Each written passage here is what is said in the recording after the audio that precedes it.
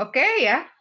Kita akan mulai pembelajaran kita dengan doa yang akan dipimpin oleh teman kita tercinta Novi. Ya, hari ini Selasa 12 Januari 2021. Ya, kita adalah orang-orang yang dicintai oleh Tuhan, ya. Kita awali pertemuan kita dengan doa. Ya, sudah terlihat? Udah. Ya, silakan Novi.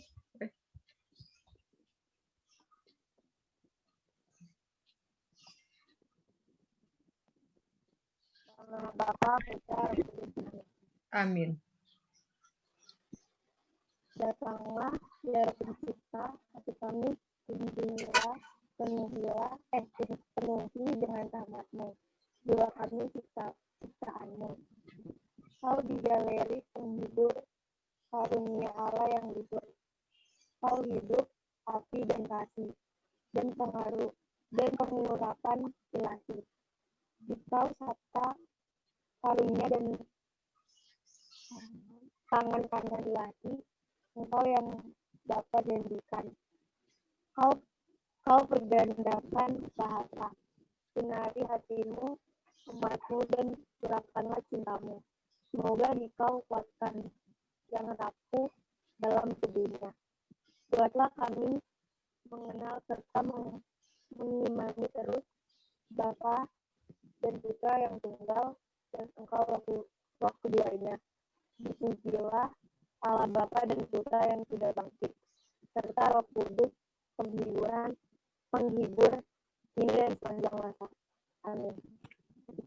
Dalam nama Bapa dan Putra dan Roh Kudus. Amin. Ya, terima kasih Novi yang sudah mengawali perjumpaan kita dengan doa mohon Roh Kudus. Ya, selamat pagi semuanya. Selamat bergabung. Ya, kita akan memulai kegiatan kita dengan harapan bahwa kita akan semakin diteguhkan. Oke. Nah, hari ini kita sudah memasuki tema yang baru. Ya. Memasuki bab yang kelima, ya, bab 5, peran Roh Kudus bagi murid Yesus. Ya, peran Roh Kudus bagi murid Yesus. Kalau di semester atau kelas 7 kita sudah belajar tentang peran Allah, Allah sebagai pencipta. Kemudian kita di semester 1 kelas 8 belajar tentang Yesus sebagai pemenuhan janji Allah. Yesus yang mewartakan kerajaan Allah, lalu konsekuensi dari pewartaan Yesus. Nah, sekarang kita akan beralih pada pribadi ilahi yang ketiga, yaitu Roh Kudus. Tadi ketika sebelum berdoa, kita membuat tanda salib. Nah, ketika kita membuat tanda salib tadi, kita menyebut siapa ya? Tadi ketika kita membuat tanda salib, kita menyebut siapa? Bapa dan Putra dan Roh Kudus. Betul, ya. Kita menyebut Bapa, Putra, dan Roh Kudus. Nah, itulah tiga pribadi, ya, satu hakikat ilahi. Ya, Allah Bapa, Allah Putra, Allah Roh Kudus.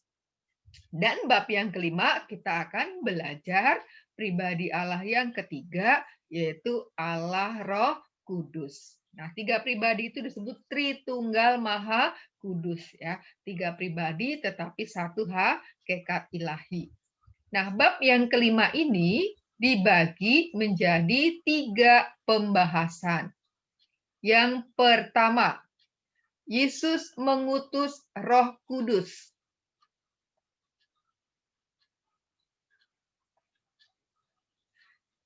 Lalu yang kedua, Roh Kudus memberi daya kekuatan. Dan yang ketiga, mengikuti bimbingan Roh Kudus. Ya, ini yang akan dibahas dalam bab yang Nah, hari ini kita akan berfokus pada yang bagian A. Yesus mengutus Roh Kudus. Pasti kalian sudahlah sering mendengar kata Roh Kudus, juga menyebut ya kata Roh Kudus dalam setiap doa-doa kita. Nah, nanti kita akan lihat siapa itu Roh Kudus, ya. Lalu bagaimana Roh Kudus itu turun, lalu apa saja karunia-karunia Roh Kudus itu, lalu bagaimana Roh Kudus itu bekerja dalam diri para murid Yesus.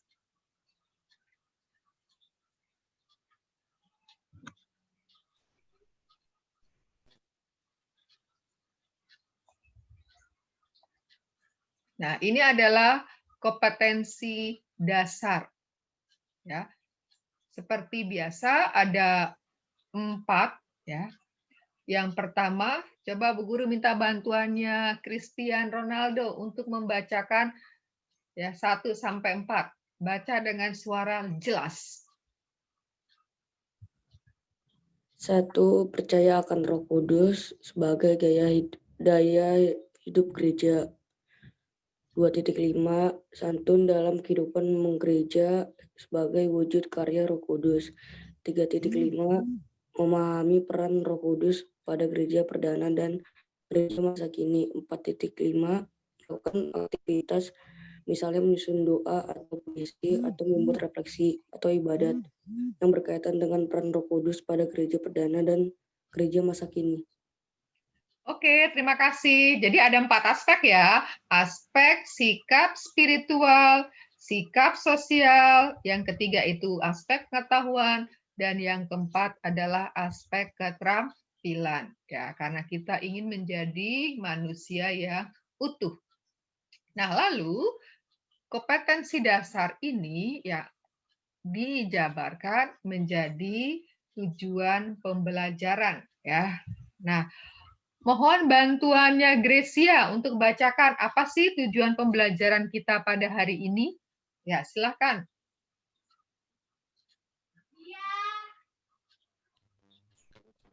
Pelajaran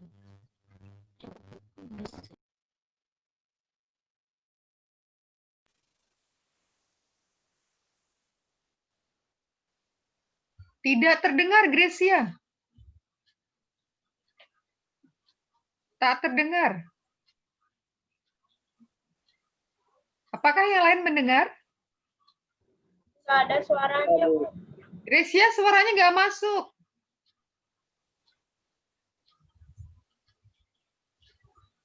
Ya coba kalau gitu Bu Guru minta tolong Syasya ulangi. Karena tadi Bu Guru tidak mendengar. Tujuan pembelajaran. Setelah kegiatan pembelajaran melalui pendekatan saintifik dan kateketis, peserta didik dapat menjelaskan dengan tepat tentang Roh Kudus dan macam-macam karunia-Nya bagi umat beriman, sehingga dalam hidupnya semakin percaya akan peran Roh Kudus dan menunjukkan sikap bertutur kata halus. Oke, ini ya tujuannya.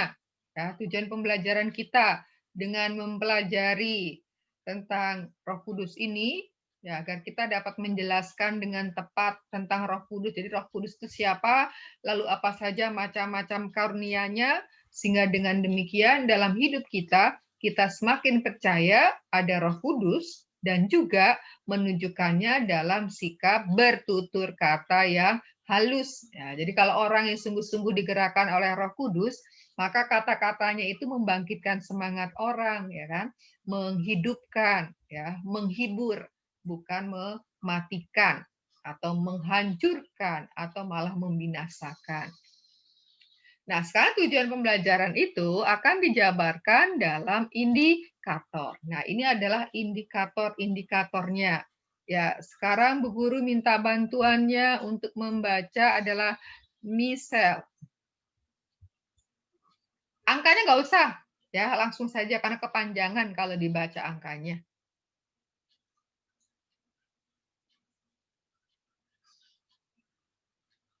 Masih di mute. saya, Bu. Ya. Patuh dalam melaksanakan doa sebelum melakukan aktivitas di sekolah atau rumah sebagai perwujudan percaya pada Roh Kudus. Berbicara atau bertutur kata halus dan tidak kasar. Menjelaskan siapakah Roh Kudus itu. Menceritakan peristiwa turunnya Roh Kudus atas para rasul. Menyebutkan macam-macam karunia Roh Kudus. Membuat refleksi tertulis tentang materi Yesus mengutus Roh Kudus. Oke, jadi tujuan pembelajaran kita yang tadi yang sudah dibaca oleh teman kita Syasya, indikatornya ini. Oke.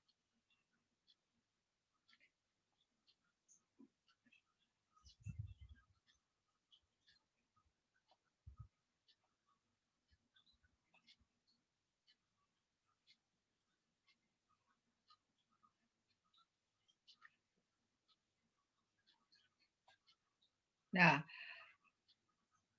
sebelumnya kita akan melihat bahwa Yesus yang mengutus Roh Kudus, ya, Yesus mengutus Roh Kudus untuk atau diberikan kepada para murid karena Yesus juga dipenuhi oleh Roh Kudus. Ya, ini ada beberapa peristiwa yang mau menunjukkan Yesus itu dipenuhi oleh Roh Kudus.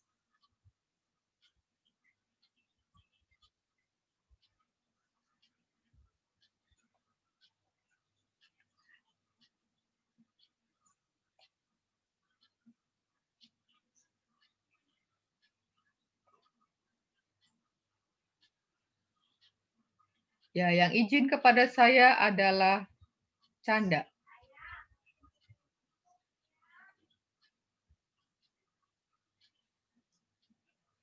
Nah, saya lagi memindahkan warga kelas yang videonya tidak ada ke waiting room. Dah, sudah saya pindahkan yang wajahnya tidak tampak itu ke waiting room.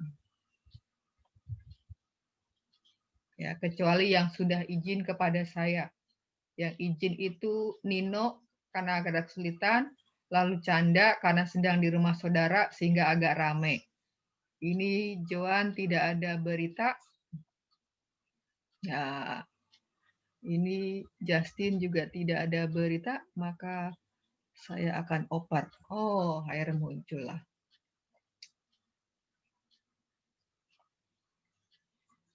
Ya, peristiwa Yesus dibaptis ya. Jadi Yesus juga dipenuhi oleh Roh Kudus ketika Yesus dibaptis. Ya. Yesus dibaptis di mana ya? Sungai Yordan. Dibaptis di Sungai Yordan. Oleh siapa yang membaptis? Yohanes Pembaptis. Nah, oke. Roh Kudusnya turun setelah atau selama dibaptis atau sesudah pembaptisan? Selama. Selama atau sesudah? Sesudah. Sesudah. Siapa yang ingat peristiwanya bagaimana? Burung dara lah, pokoknya kayaknya ada burung-burungnya. Pokoknya ada burung-burung ya. Burung dara, betul, langit belah. Habis itu ada suara dari kayangan. Suara dari langit. Langit. Yang berbunyi atau yang berkata apa suaranya? Inilah anakku yang diutus. Oh, inilah anakku yang diutus ya. Ada lagi yang masih ingat?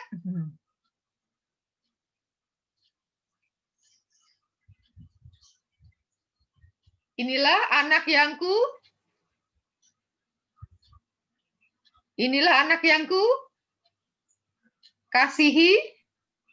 Kepadanya aku berkenan. Ya, kepadanya lah aku berkenan. Oke.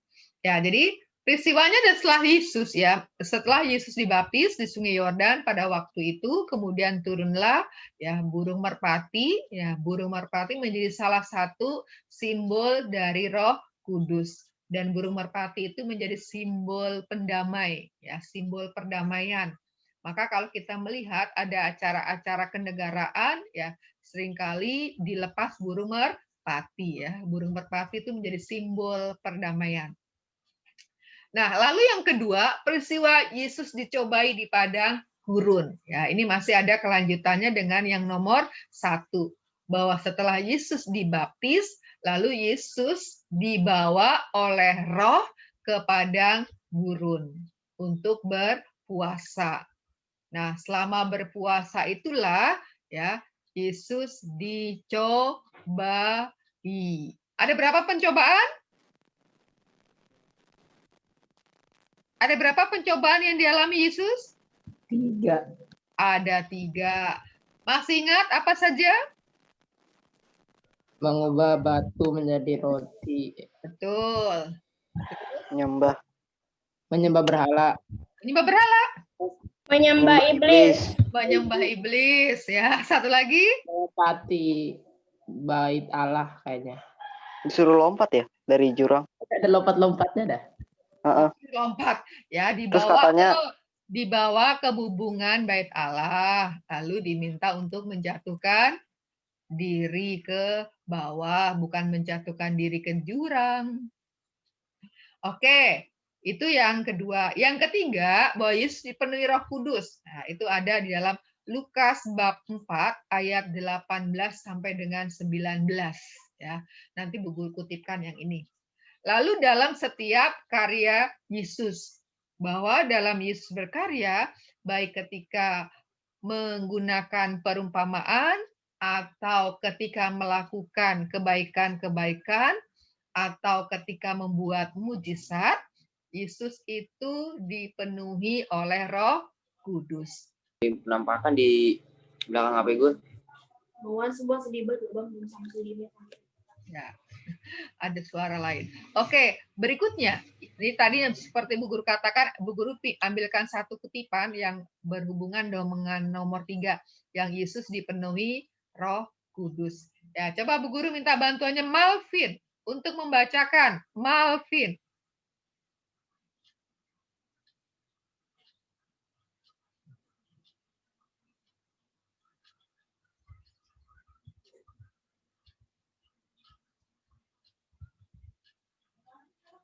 Malvin, bisa bacakan? Malvin.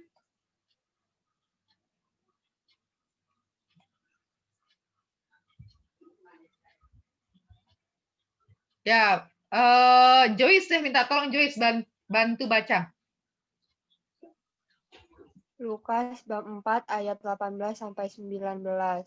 Roh Tuhan ada padaku, oleh sebab Ia telah mengurapi aku untuk menyampaikan kabar baik kepada orang-orang miskin, dan Ia telah mengutus aku untuk memberitakan pembebasan kepada orang-orang tawanan dan penglihatan bagi orang-orang buta, untuk membebaskan yang tertindas, untuk memberikan Tuhan rahmat. Tuhan telah datang. Tahun rahmat, bukan memberikan Tuhan rahmat. Ya, jadi sini jelas ya, Roh Tuhan ada padaku. Yesus mengatakan Roh Tuhan ada padaku, jadi Yesus juga dipenuhi oleh Roh Kudus.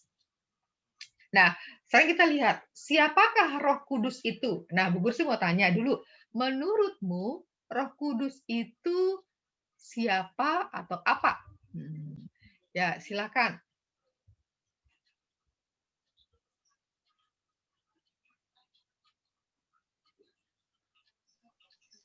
Roh. Roh apa? Siapa itu Roh Kudus? Roh Kudus berupa burung merpati menurut Marcel. Ya, yang lainnya?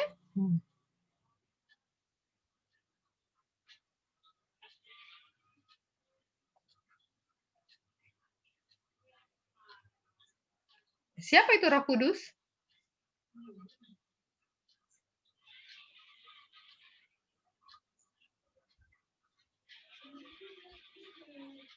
Roh Kudus itu bisa dalam wujud apapun. Wow.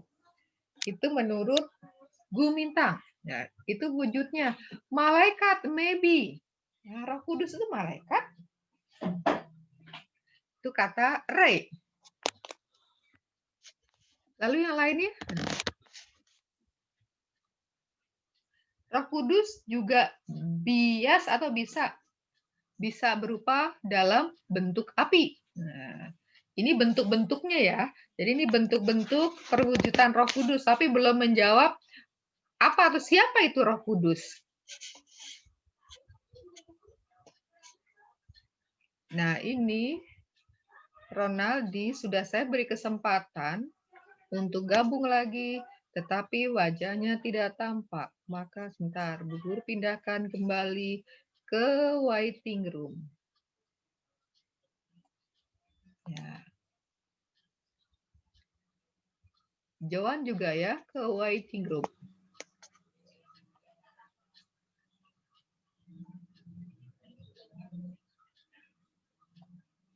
Oke.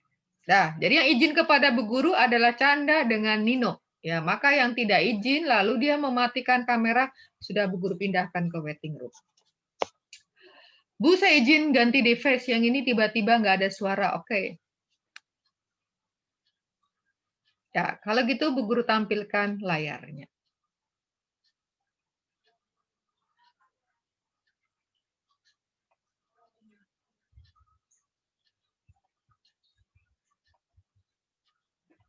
Ya, siapakah Roh Kudus itu? Ya, kita akan membaca salah satu perikop, ya, salah satu perikop kitab suci, ini dari Injil Yohanes bab 16 ayat 8 sampai 15. Ya, kita akan melihat ya, siapa itu Roh Kudus, ya. Bu Guru minta bantuannya 2 orang bergantian. Alfred ayat yang genap. Kemudian Sharon ayat yang ganjil. Ya.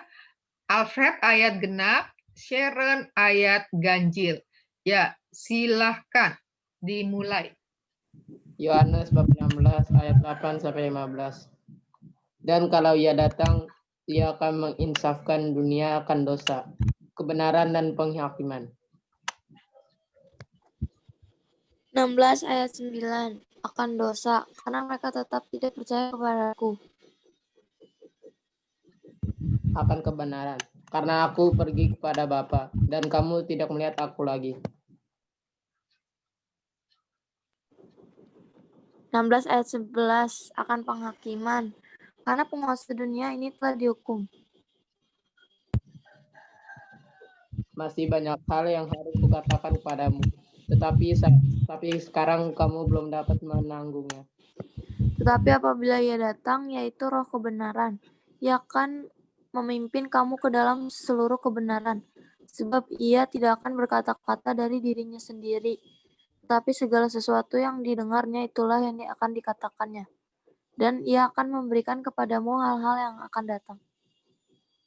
Ia akan memuliakan aku, sebab ia akan memberitakan kepadamu apa yang diterimanya daripadaku.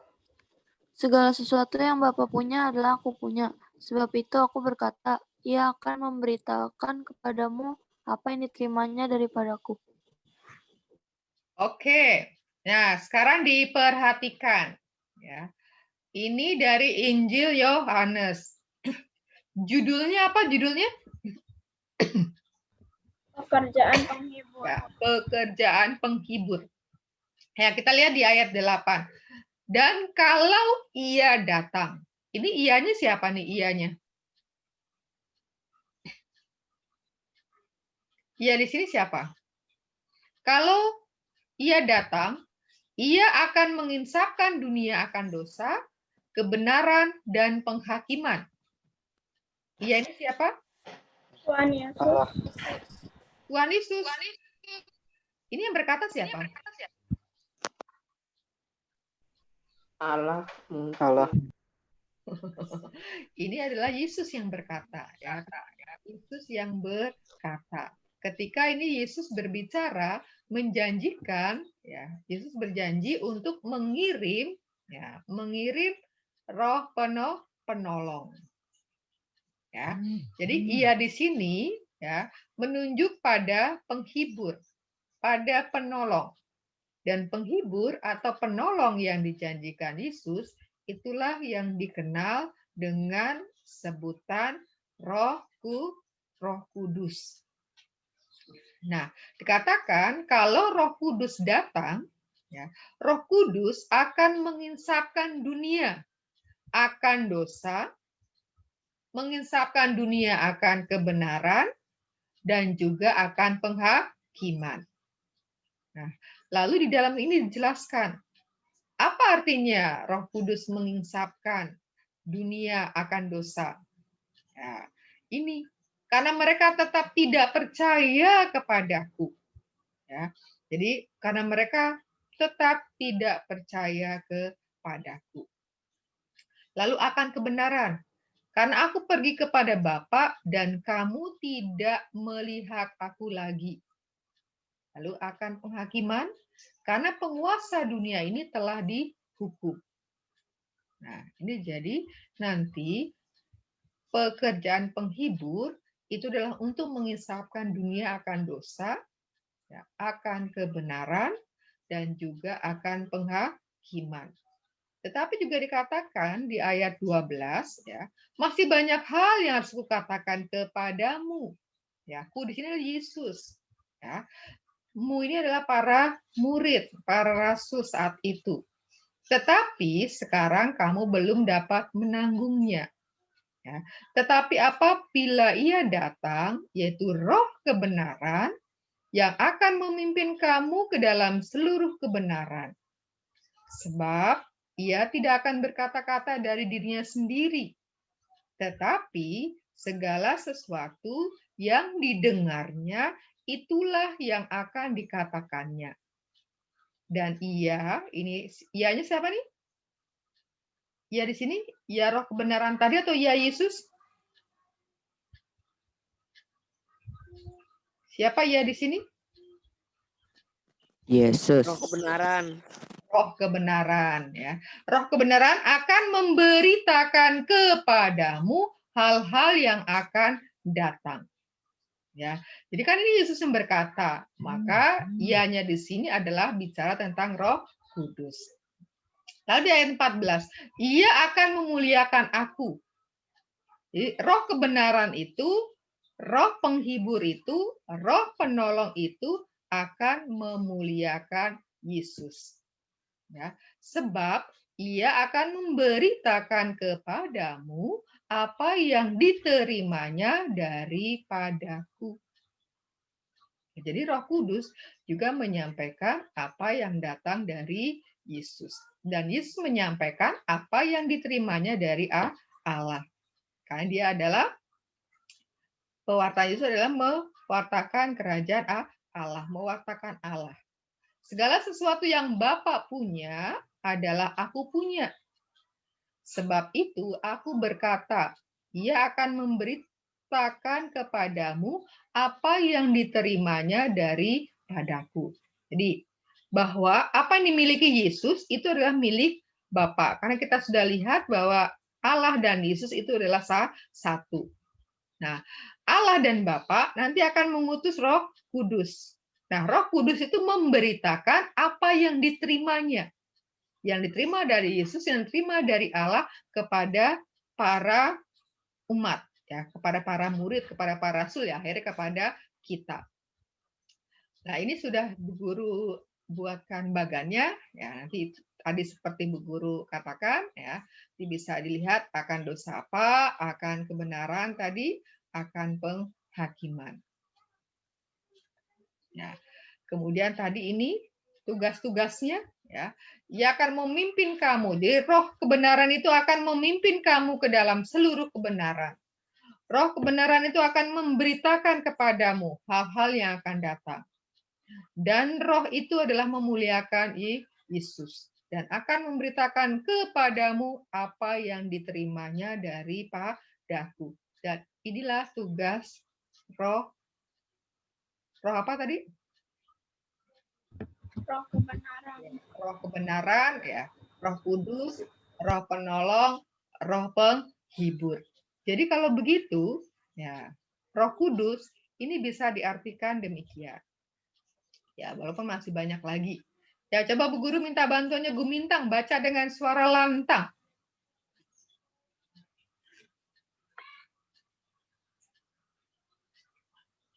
Roh Kudus itu Roh kebenaran yang mengajarkan tentang kebenaran Allah, yaitu mewartakan tentang Yesus Kristus sendiri dan karya penyelamatannya. Roh Kudus, roh kebenaran yang menuntun gereja kepada kekudusan. Roh kebenaran yang menggerakkan, mendorong, menguatkan, dan memberikan semangat kepada gereja untuk berkarya dan mewartakan kerajaan Allah. Roh kebenaran karena ia akan selalu membimbing dan memimpin kita menuju seluruh kebenaran Allah. Roh kebenaran karena apa yang dikatakan, apa yang didengar, dan apa yang diberitakan berasal dari Allah. Roh Kudus adalah pribadi Allah sendiri yang dijanjikan oleh Yesus menjadi penghibur, penolong untuk memperbaharui dan memberi kekuatan bagi keberlangsungan pewartaan Allah. Oke, jadi Roh Kudus itu berarti yang menyangkut roh kebenaran. Ya. Bicara Roh Kudus juga bisa sebagai roh penghibur. Kan dalam kitab suci juga dikatakan. Juga bicara tentang Roh Kudus itu juga roh penolong. Dan siapa Roh Kudus itu? Ada di bagian bawah. Roh Kudus adalah pribadi Allah sendiri. Ya, bagian dari Tritunggal Maha Kudus yang dijanjikan oleh Yesus. Ya, menjadi penghibur, menjadi penolong untuk apa? Untuk memperbaharui dan memberi kekuatan bagi keberlangsungan pewartaan kerajaan Allah. Ya, jadi kalau tanya Roh Kudus itu apa, bisa dijawab ini Roh Kudus roh kebenaran yang mengajarkan tentang kebenaran Allah dan seterusnya. Roh Kudus itu adalah pribadi Allah sendiri, bisa. Ya, oke, sampai sini kira-kira sudah bisa menangkap siapa itu Roh Kudus? Sudah? Atau Anda mau bertanya? Udah, Bu. Oke. Ya, Bu Guru berharap nanti kalau materi Bu Guru share ya, kamu yang punya print ya silakan di print, yang tidak ya bisa diunduh supaya bisa dipelajari. Kalau nggak bisa ya mau dicatat juga boleh. Karena dengan membaca dan menulis itu sudah belajar 2 kali. Lalu mendengarkan belajar 3 kali. Ya, lalu sekarang kita lihat bagaimana situasi kehidupan para rasul setelah Yesus wafat. Ini kan masih ada hubungannya dengan bab 4 pada bagian terakhir ketika Yesus itu bangkit. Nah, ketika Yesus bangkit, ya, kemudian Yesus naik ke surga, nah, itu ada peristiwa-peristiwa atau situasi yang dialami oleh para murid. Nah, bagaimana sih situasi kehidupan para murid ketika Yesus itu sudah tidak bersama mereka lagi? Ya, pada waktu itu Yesus sudah naik ke surga. Apakah para murid ini happy-happy, tenang-tenang aja, atau ada rasa khawatir, takut, atau bagaimana?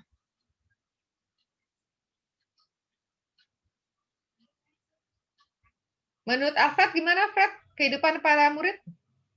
Pada saat Yesus sudah tidak bersama dengan mereka lagi, ketika Yesus sudah naik ke surga?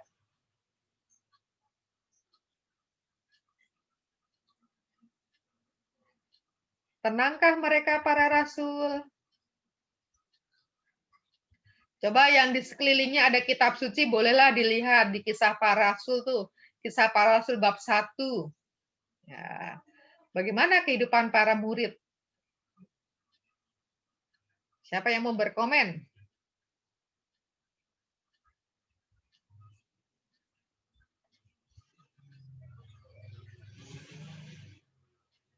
Wih, ada lagi yang tak tampak ini wajahnya.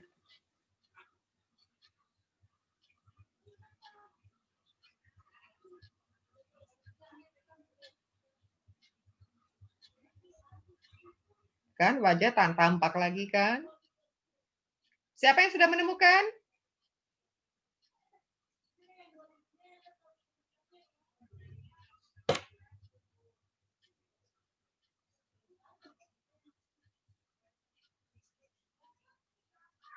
Adakah?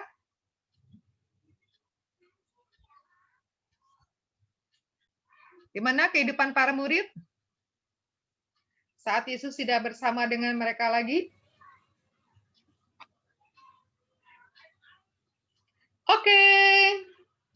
Silakan pindah ke ruang waiting room.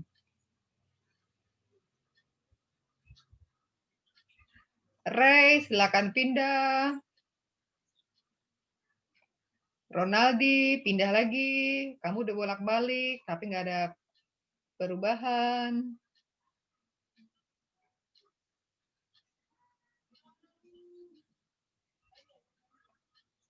Menurut Marcel, para murid itu mengalami keputusasaan.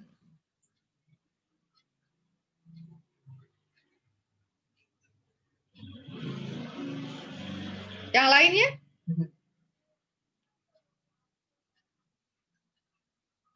Ricci, bagaimana Ricci? Pendapatmu Ricci? Gimana kehidupan para murid?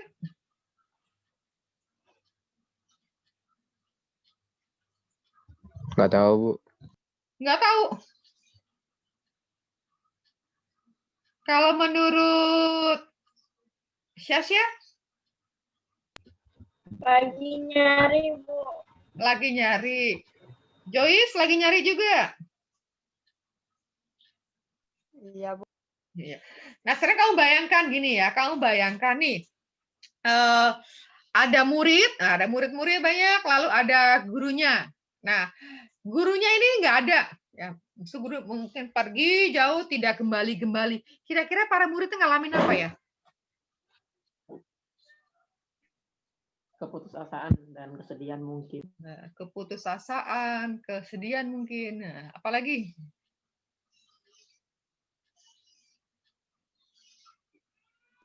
Kegelisahan, Bu. Kegelisahan, wah gelisah, galau gitu ya. Ya Wayan ya? Nih Wayan di Jakarta atau di Palembang? Jakarta, Bu. Oh Jakarta. Oke, tadi ada yang mengatakan mengalami kegelisahan, ya, ada mengalami di masa tidak percaya diri, ya. Sebenarnya Sedih, Bu. Sedih. Oke, jadi mengalami kekecewaan, kesedihan, iya kecewa benar karena mereka para murid itu pertama-tama itu mereka punya harapan. Yesus itu menjadi pemimpin mereka yang akan melawan bangsa penjajah. Ya kan pada waktu itu bangsa Israel atau bangsa Yahudi pada waktu itu dijajah oleh bangsa Romawi. Nah, orang yang hidup dalam penjajahan itu merindukan pembebasan, merindukan kemerdekaan. Kemudian kan ada salah satu paham dari pandangan tentang kerajaan Allah. Satu ada apa? Pandangan kerajaan Allah secara politis. Ya, politis ya. Bahwa kerajaan Allah itu akan terwujud bila Allah datang, tampil sebagai seorang pemimpin yang angkat senjata mengusir bangsa penjajah. Nah, pada waktu itu para murid itu juga punya pandangan demikian. Bahwa Yesus itu akan menjadi pemimpin mereka angkat senjata mengusir bangsa penjajah. Ternyata kok Yesusnya mati disalib. Jadi mereka kecewa karena harapan mereka tidak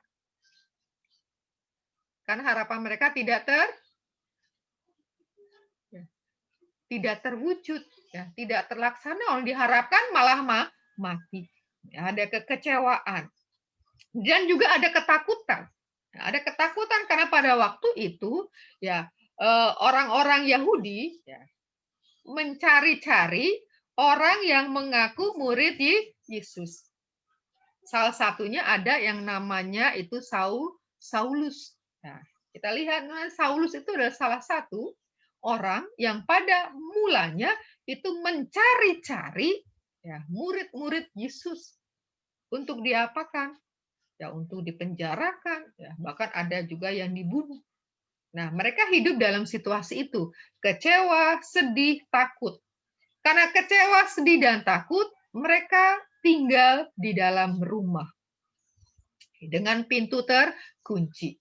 Nah, dalam situasi seperti itu, ya mereka lalu bersama-sama ya berdoa ya karena mereka mengingat juga akan janji Yesus untuk mengutus Roh Kudus ya. Maka di Kisah Para Rasul bab 1 itu dikatakan mereka berkumpul bersama untuk berdoa menantikan kedatangan Roh Kudus. Setelah sebelumnya mereka memilih seorang yang menggantikan Yudas Iskariot. Nah, jadi itu situasi yang dihadapi oleh para murid. Padahal Yesus kan dulu memilih para murid. Ya, mereka punya tugas nanti untuk mewartakan. Nah, bagaimana ini kalau orang putus asa, ya kan? Orang dalam kesedihan, bisa nggak mereka mewartakan kerajaan Allah? Nah, kita akan lihat kemudian peristiwa Pentakosta sebagai tanda ya, bahwa janji Yesus untuk mengutus roh penolong, ya, mengutus penghibur, mengutus roh kebenaran itu terlaksana. Ya, kita baca dulu peristiwa Pentakosta. Bu Guru yakin sekalian berkali-kali deh baca peristiwa Pentakosta. Ada yang ingat nggak peristiwanya? Tanpa membaca kitab sucinya. Dege.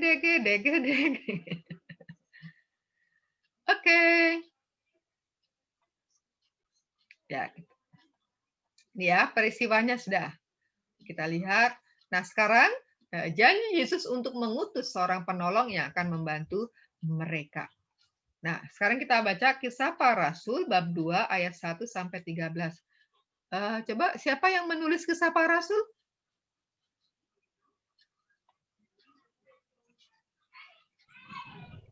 Siapakah penulis Kisah Para Rasul? Paulus. Paulus. Belum tepat. Petrus. Belum tepat.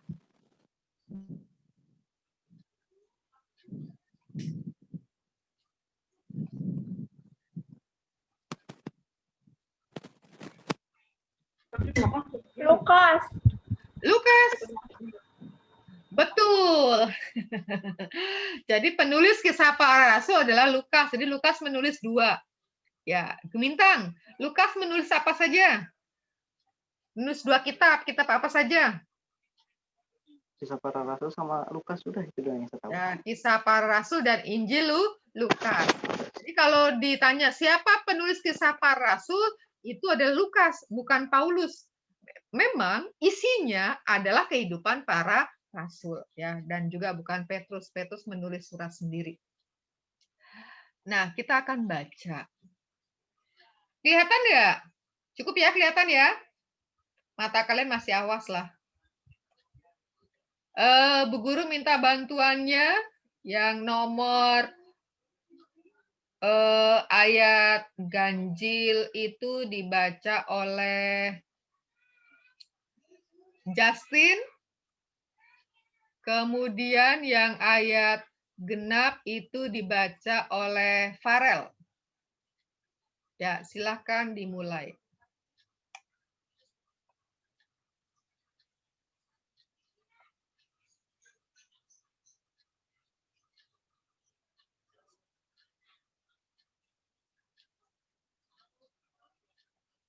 Ya, silakan. Ketika tiba hari Pentakosta, semua orang percaya berkumpul di satu tempat. Tiba-tiba turunlah dari langit suatu bunyi seperti tiupan angin keras yang memenuhi seluruh rumah di mana mereka duduk.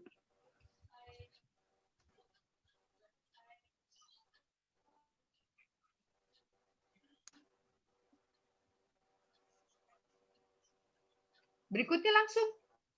Farel gantian.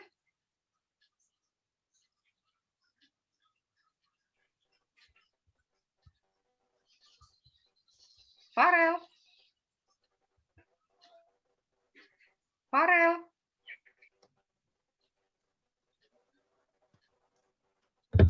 Nggak ada suaranya, Bu. Farel. Ya sudah diganti siapa saja boleh, silakan. Biar mengalir. Ayat 3. Dan tapaklah pada mereka lidah-lidah seperti nyala api yang bertebaran dan hinggap pada mereka masing-masing. Maka penuhlah mereka dengan Roh Kudus, lalu mereka mulai berkata-kata dalam bahasa-bahasa lain, seperti yang diberikan oleh Roh Kudus itu kepada mereka untuk mengatakannya. Waktu itu di Yerusalem, diam orang-orang Yahudi yang saleh dari segala bangsa di bawah kolang langit. Ketika turun bunyi itu, berkerumulah orang banyak. Mereka bingung karena mereka masing-masing mendengar rasul-rasul itu berkata-kata dalam bahasa mereka sendiri. Mereka semua tercengang-cengang dan heran, lalu berkata, bukanlah mereka semua yang berkata-kata itu orang Galilea? Bagaimana mungkin kita masing-masing mendengar mereka berkata-kata dalam bahasa kita sendiri, yaitu bahasa yang dipakai di negeri asal kita? Kita orang Partia, Media, Elam, penduduk Mesopotamia, Yudea dan Kapadokia, Pontus dan Asia, Frigia dan Pamfilia, Mesir dan daerah-daerah Libya yang berdekatan dengan Kirene, pendatang-pendatang dari Roma. baik orang Yahudi maupun pengadut agama Yahudi, orang Kreta dan orang Arab, kita mendengar mereka berkata-kata dalam bahasa kita sendiri tentang perbuatan-perbuatan besar yang dilakukan Allah. Mereka semua tercengang-cengang dan sangat memangu sambil berkata seorang kepada yang lain, apakah artinya ini? Tetapi orang lain menyindir, mereka sedang mabuk oleh anggur manis. Oke, terima kasih untuk yang sudah membantu membacakan. Ya. Ketika tiba hari Pentakosta. Ini Pentakosta apa ya? Ketika tiba hari Pentakosta, semua orang berkumpul. Ini Pentakosta apa ya? Ini adalah Pentakosta bagi bangsa Yahudi, yaitu adalah untuk mengenangkan turunnya apa? Untuk orang Yahudi, bangsa Israel. Mengenang turunnya 10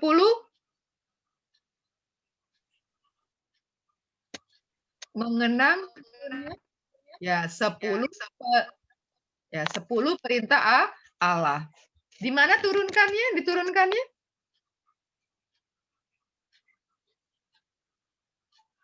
Di mana 10 perintah Allah diturunkannya?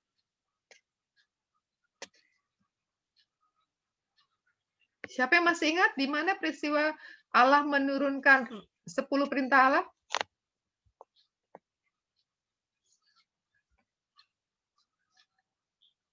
Di mana, Sasha? Ingat nggak?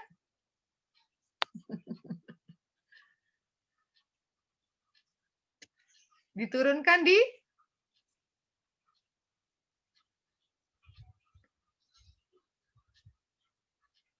ya, ini rupanya masih ada yang sudah tidak jelas, sudah dikeluarkan dari ruang ini ke waiting room, diizinkan masuk tapi masih berulang lagi.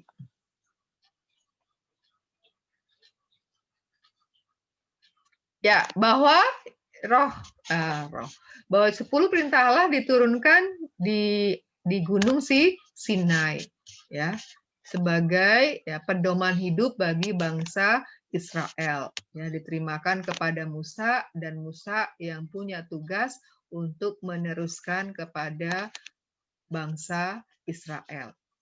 Nah, kalau dikatakan tiba hari Pentakosta ini karena orang-orang Yahudi pada waktu itu mau merayakan, mengenangkan turunnya 10 perintah Allah.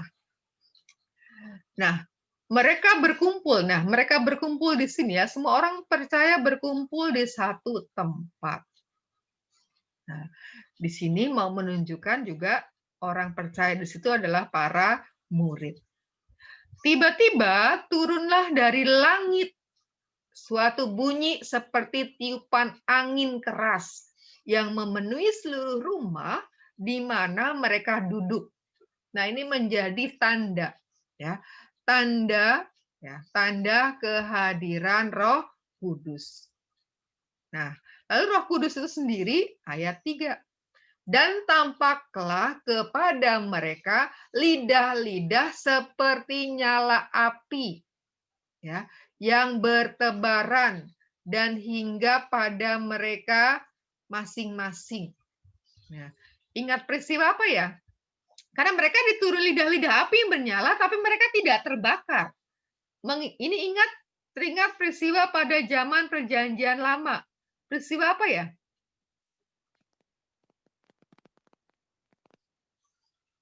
Siapa ingat peristiwa dalam Perjanjian Lama?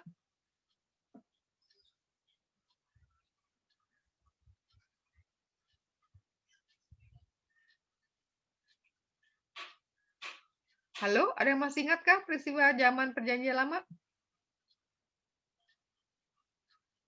Yang ada Musanya itu loh.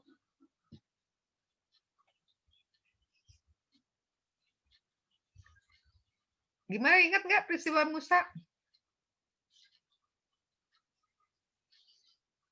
Yaitu ketika Allah menampakkan diri ya dalam Lewat semak-semak yang bakar namun nggak gosong-gosong. nggak gosong-gosong ya. Dalam semak yang terbakar ya, semak yang bernyala yang berapi namun tidak membakar sekelilingnya. Jadi peristiwa ini juga ya, lidah-lidah dalam rupa nyala api ini tidak membakar para rasul dalam arti membakar secara fisiknya. Tetapi yang dibakar adalah semangatnya. Tadi kan kita sudah lihat bagaimana kondisi situasi kehidupan para murid setelah Yesus wafat, Yesus naik ke surga. Bahwa tadi dikatakan mereka kecewa, mereka sedih, mereka galau ya, mereka gundah ya, mereka putus asa, hilang harapan. Ya. Maka dalam situasi seperti ini semangat mereka itu perlu dibakar, perlu dikobarkan. Maka Roh Kudus turun dalam rupa lidah-lidah api. Ya, sehingga dengan peristiwa ini lalu mereka berani. Lalu mereka berani ya berbicara. Maka dikatakan, maka penuhlah mereka dengan Roh Kudus. Lalu mereka mulai berkata-kata. Ya, mulai berkata-kata, tidak lagi takut-takut, tidak lagi sembunyi-sembunyi. Sehingga orang yang mendengar mereka menjadi tercengang dan heran. Nah, tapi di antara orang yang terheran-heran itu, tapi juga ada yang mengatakan apa? Mengatakan mereka mabuk oleh anggur manis. Ya, jadi biasalah ketika ada orang melakukan sesuatu yang baik, pasti ada yang mengatakan, ada yang pro, ada juga yang kontra. Maka mereka ketika mendengar apa yang dikatakan oleh para murid, ya karena mereka mulai mewartakan, mulai memberitakan tentang Yesus yang disalibkan itu, yang akhirnya dibangkitkan. Nah, orang yang mendengar itu, itulah perkataan orang mabuk. Jadi mereka menuduh para murid itu sedang mabuk oleh anggur. Nah, dengan peristiwa Pentakosta mau menunjukkan bahwa janji Yesus untuk mengutus Roh Kudus itu terpenuhi. Ya, coba Bu Guru minta bantuannya. Wayan, coba baca bagian ini, Wayan. Kerinduan para rasul itu akhirnya terjawab ketika tiba-tiba terjadi tiupan angin yang keras memenuhi seluruh rumah dan lidah-lidah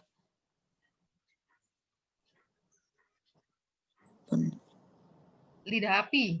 Lidah api bertebaran hingga pada mereka masing-masing. Lalu mereka dipenuhi Roh Kudus. Ini membuktikan bahwa Yesus tidak pernah meninggalkan mereka, melainkan menyertai senantiasa hingga akhir zaman. Ya, ingat janji ketika Yesus belum naik ke surga, ya kan? Aku menyertai kalian sampai kepada akhir zaman, ya kan? Ketika Yesus mengutus para muridnya untuk pergilah, jadikanlah semua bangsamu muridku. Baptislah mereka dalam nama Bapa dan Putra dan Roh Kudus, dan ajarlah mereka melakukan apa yang kuperintahkan kepadamu. dan ketahuilah aku menyertai senantiasa sampai akhir zaman. Nah, ini Roh Kudus yang diutus oleh Yesus menjadi pemenuhan dari janjinya. Nah, ini lambang-lambang Roh Kudus ya. Ada beberapa lambang, nanti bisa dibaca. Angin bisa digunakan juga menjadi lambang Roh Kudus, lalu api, lalu tadi ada burung merpati. Nah, ini tadi hanya sebagai tambahan Pentakosta ya. Perjanjian Baru tadi mengenangkan peristiwa turunnya 10 perintah Allah di Gunung Sinai. Semoga ingatlah 10 perintah Allahnya. Lalu sementara kalau dalam Perjanjian Baru itu merayakan peristiwa turunnya Roh Kudus atas para rasul yang tadi ditandai dengan bunyi seperti tiupan angin keras. Kalau ketika Pentakosta zaman ini ya adalah bunyi sangka kala yang sangat keras. Ya, lalu apa saja macam-macam karunia Roh Kudus ya. Bu Guru tidak akan menyebutkan, nanti kamu baca nih, baca di sini. Coba nanti kamu temukan apa saja itu macam-macam karunia Roh Kudus ya. Coba sekarang Bu Guru minta bantuannya untuk membaca ayat yang ayat ganjil itu sia-sia, kemudian ayat genapnya itu cinta. Ya, silakan. Rupa karunia tetapi satu roh. Sekarang tentang karunia-karunia. Aku mau saudara-saudara supaya kamu mengetahui kebenarannya. Kamu tahu bahwa pada waktu kamu sebelum mengenal Allah, kamu tanda berpikir dicari kepada berhala-berhala yang bisu.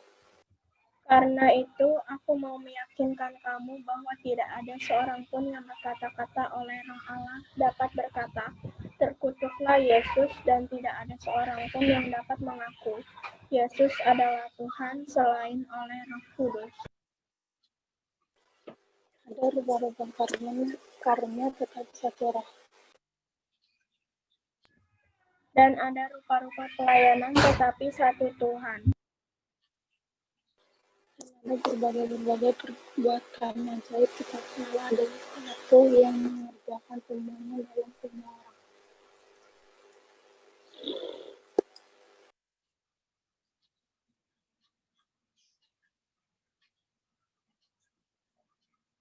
Terus siapa lagi?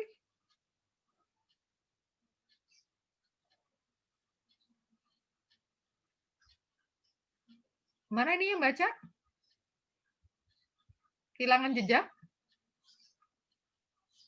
Ayat 8. Oke, sekarang boleh dibantu oleh siapa saja deh. Mungkin ada yang jaringannya terganggu sehingga nge-lag. Siapa saja silakan. Ayat 8 boleh bergantian. Mulai ayat 8. Sebab pada yang seorang roh memberikan karunia untuk berkata-kata dengan hikmat, dan kepada yang lain roh yang sama memberikan karunia berkata-kata dengan pengetahuan. Ada yang seorang roh yang sama memberi salinan, dan kepada yang lain ia akan memberikan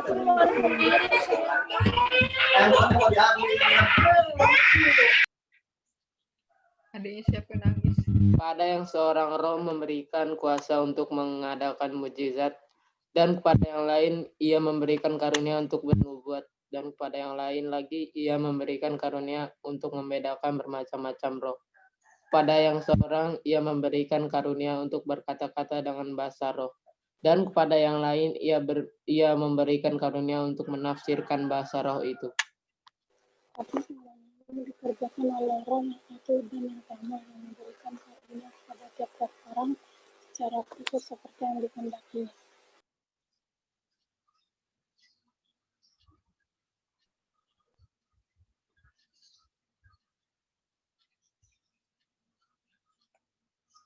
Oke. Makasih ya, memang agak gangguannya agak terputus-putus. Baik ya. Di dalam teks ini ya, ini siapa yang menulis surat ini? 1 Korintus, siapa penulisnya?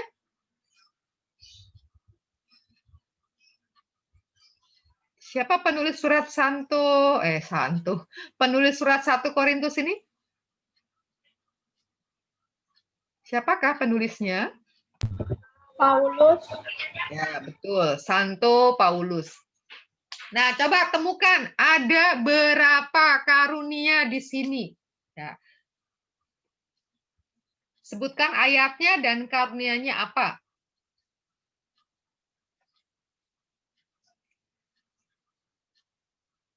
Siapa bisa menyebutkan satu dulu?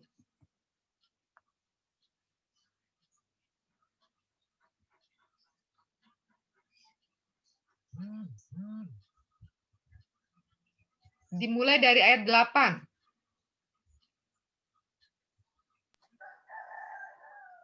Tuh, ayam. Dengan hikmat. Ayam yang menjawab tadi tuh ayam. Kukuruyu. Ya, ayat 8 ya. Roh memberikan karunia untuk berkata-kata dengan hikmat. Itu satu. Ya, nanti dicari ya, nanti dicari ada berapa ya, karena sekarang sudah jam 10. Ya. Nah, berikutnya ini nanti akan Bu Guru ubah ke PDF. Silakan dipelajari lagi ya untuk lalu direfleksikan ya. Refleksinya silakan dituliskan sendiri ya. Kemudian ini ada evaluasi ya. Silakan dijawab. Nanti Bu Guru tambah tadi yang karunia-karunia apa saja yang ada di dalam kutipan 1 Korintus. Nanti Bu Guru tambah. Ya, 1. Kemudian kita akan doa penutup. Nah, kalau ada pertanyaan nanti boleh ditanyakan.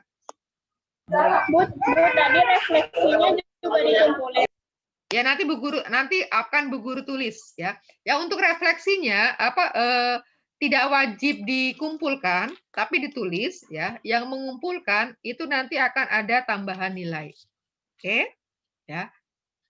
Yang pengetahuan tadi yang wajib dikerjakan, lalu nanti akan Bu Guru atur kapan harus kumpul batas akhirnya. Ya, nanti dengan materi ini Bu Guru nanti pindah ke PDF, lalu akan Bu Guru kirim. Nah, sekarang untuk doa penutup, Bu Guru minta bantuannya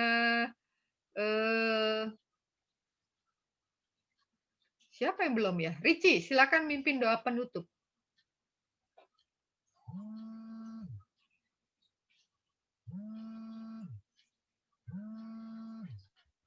Teman-teman dan Bu Marjo, mari kita bersatu dalam doa. Dalam nama Bapa dan Putra dan Roh Kudus. Amin. Allah Bapa kami yang Maha Baik, kembali kami bersyukur kepadamu atas segala berkat dan rahmat-Mu hari ini. Kami telah mengetahui bahwa Roh Kudus berkarya dalam diri kami. Ajarlah kami Tuhan agar kami semakin mampu merasakan kehadiran Roh-Mu dalam hati kami, sehingga kami mampu untuk menjadi saksi-Mu demi Kristus Tuhan dan Juru Selamat kami. Amin. Amin. Santo Antoni, doakanlah kami. Amin. Bapa dan Putra dan Roh Kudus. Amin. Ya, kita kumpul dulu Bu Guru foto supaya tahu ini siapa yang hadir dan sampai akhir. Ya, yang hadir itu berarti belajar sampai akhir. Ya. Coba senyum paling manis. Jangan seperti wajah orang susah. Siap, Bu Guru foto. Bentar ya, Bu Guru foto dulu. Siap.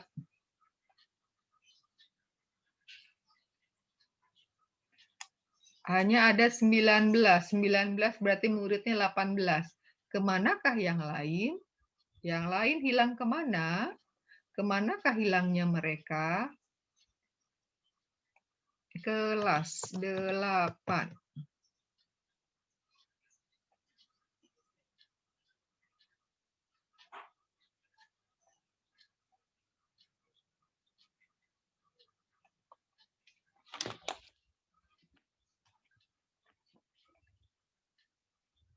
Yang Bu Guru panggil menjawab hadir ya, karena daftar hadir.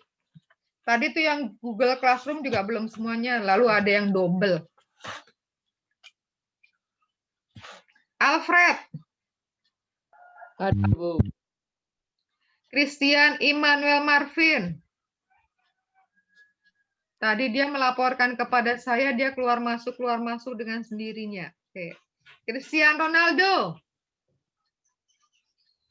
Hadir, Bu. Marcel. Iya, Bu. Farel. Hadir, Bu.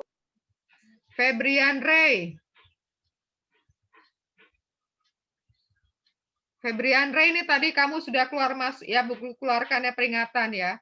Untuk berikutnya Bu Guru tidak akan admit lagi. Hadir, Bu. Gracia, kok kamu ada problem dengan sound ya? Gumintang. Hadir. Ya Cinta. Hadir. Joan. Ini tadi di-out-kan lalu nggak datang lagi dia. Joyce. Hadir. Nino. Justin. Hadir. Canda. Canda. Canda. Weh, nggak ada orangnya nih. Dipanggil nggak nyaut. Mario tadi dikeluarkan. Michelle. Hadir, Bu. Novi. Hadir, Bu. Richie. Hadir. Ronaldi, ini juga saya berkeluarkan karena nggak ada video. Syasya. Hadir. Sharon. Hadir, Bu. Wayan. Hadir, Bu. Oke, ya hari ini Bu Guru sudah mengeluarkan Joan dan dia tidak berusaha untuk gabung lagi.